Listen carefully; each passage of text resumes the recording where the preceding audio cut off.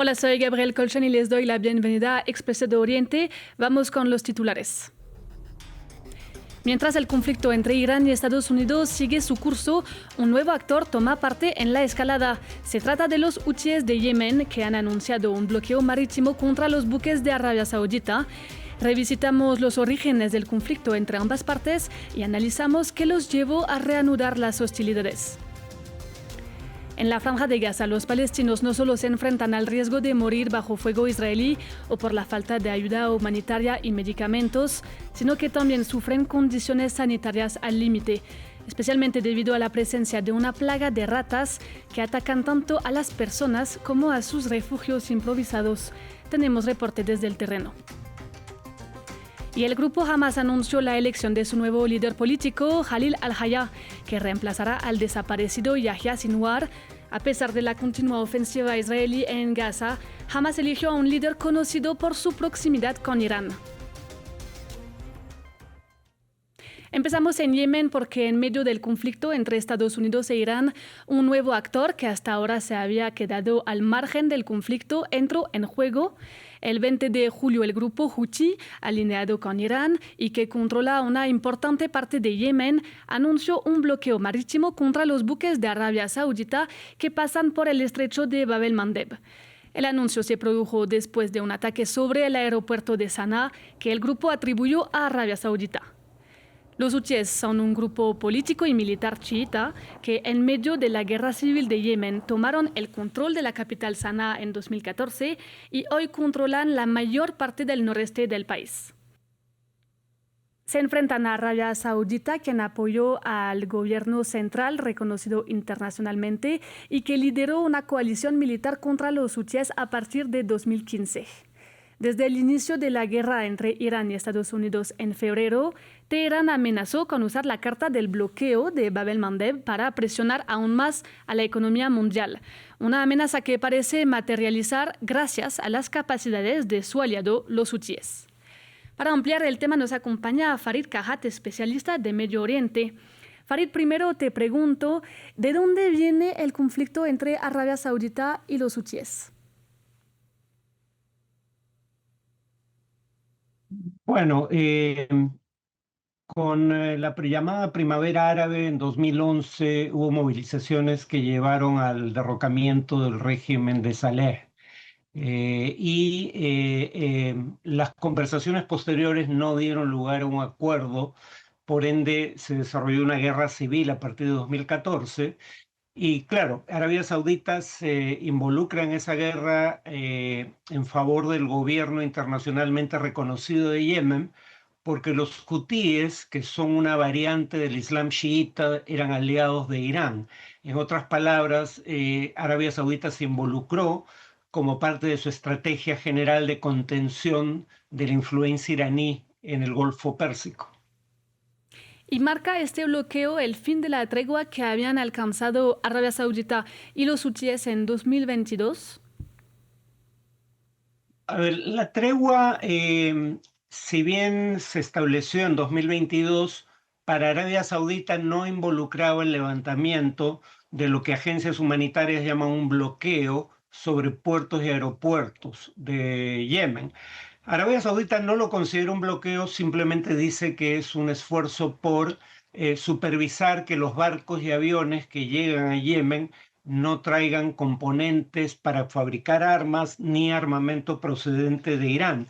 Pero en ese sentido, el cese al fuego nunca se respetó en su cabalidad.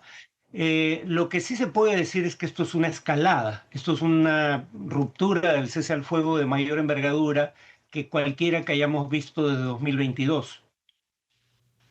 Y entonces, ¿qué consecuencias puede tener precisamente el bloqueo? Bueno, 20% del petróleo y del gas que se comercia mundialmente pasa por el estrecho de Hormuz. Pero como vimos en la guerra que Estados Unidos e Israel iniciaron en febrero pasado, Irán puede cerrar el estrecho de Hormuz. Arabia Saudita tenía un plan de contingencia, que era un oleoducto que llevaba su petróleo hacia el Mar Rojo para no tener que transitar por el estrecho de Hormuz. y desde un puerto en el Mar Rojo iba hacia el norte por el Canal de Suez, el petróleo que va dirigido a Europa, y al sur por el estrecho de Bab el-Mandeb, el petróleo que va dirigido a China y en general al este asiático. Lo inmediato es que los hutíes ya demostraron que pueden cerrar el flujo comercial a través del estrecho de Bab el-Mandeb. La pregunta es si van a intentar cerrar también el comercio de petróleo saudí, unos 4 a 5 millones de barriles que sale por el Mar Rojo, que va a través del canal de Suez hacia Europa. Ya estamos viendo las consecuencias de eso sobre el precio internacional del petróleo. Y Farid, entonces, ¿por qué Arabia Saudita y los hutíes deciden ahora mismo involucrarse más directamente en esta escalada regional en Medio Oriente? Bueno, aparentemente es una estrategia preventiva para prevenir que, bueno, Irán le había pedido al grupo Houthi, Ansar al-Islam, aliado suyo, que estuviera listo para la eventualidad de que hubiera necesidad de cerrar, desde la perspectiva iraní, el tránsito comercial por el estrecho de Bab el-Mandeb. Y claro, si es que esperaba que los hutíes hicieran eso, presumiblemente estaría enviando más armas de lo habitual y armas para ese propósito específicamente. Probablemente lo que Arabia Saudita buscaba era evitar que esas armas llegaran a manos de los hutíes para emprender ese tipo de acciones. Y entonces, ¿qué cambia la entrada de este nuevo actor, que son, bueno, los hutíes de Yemen, hemos entendido, en el conflicto entre Irán y Estados Unidos? Bueno, el ingreso de los hutíes al conflicto, habría que recordar que han sido reacios a hacerlo, no han cerrado el estrecho de Bab el-Mandeb ni durante la guerra que libró Israel el año pasado contra Irán, ni durante la guerra que Estados Unidos e Israel libraron conjuntamente contra ese país. Ahora lo haría como parte de la estrategia iraní que busca infligir a Estados Unidos un costo fundamentalmente económico lo suficientemente elevado como para que Estados Unidos no solo regrese a las negociaciones, sino que no tenga incentivos para volver a lanzar un nuevo ataque contra Irán en el futuro previsible. El cálculo es que Estados Unidos tiene las de perder en una escalada por la cercanía de las elecciones de medio término para renovación parcial del Congreso en noviembre próximo. Muchísimas gracias, Farid, por haber estado nuevamente con France 24. Con gusto, hasta luego. Pasamos ahora a la Franja de Gaza, donde continúa la ofensiva israelí que ha dejado a más de 73.000 muertos. Los gazatíes viven en un enclave devastado por la guerra en condiciones extremas. Rami Abu Jamous, periodista gazatí, nos cuenta que miles de desplazados viven en campos infestados de ratas que ponen en peligro la vida de las personas e incluso atacan a los niños. Miremos. Malheureusement, la mort est toujours à Gaza. Desafortunadamente, la muerte sigue presente en Gaza. Todos los días hay víctimas, ya sea por los bombardeos directos que no cesan o por la falta de medicamentos.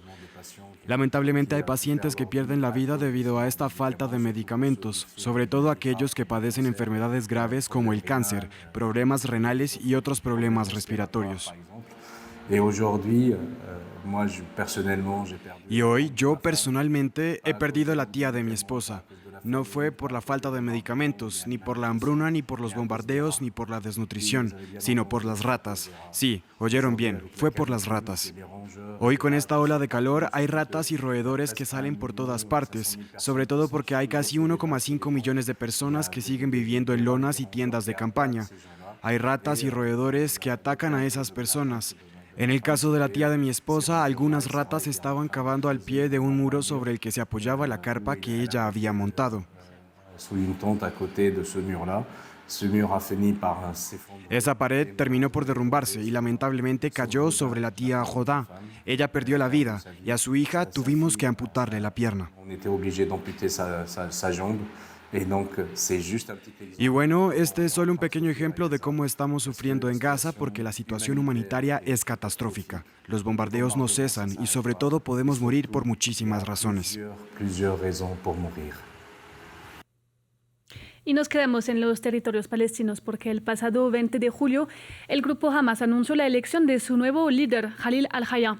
Reemplaza como jefe político del grupo a Yahya Sinwar, asesinado por Israel en 2024, y retoma su mandato previsto hasta 2027.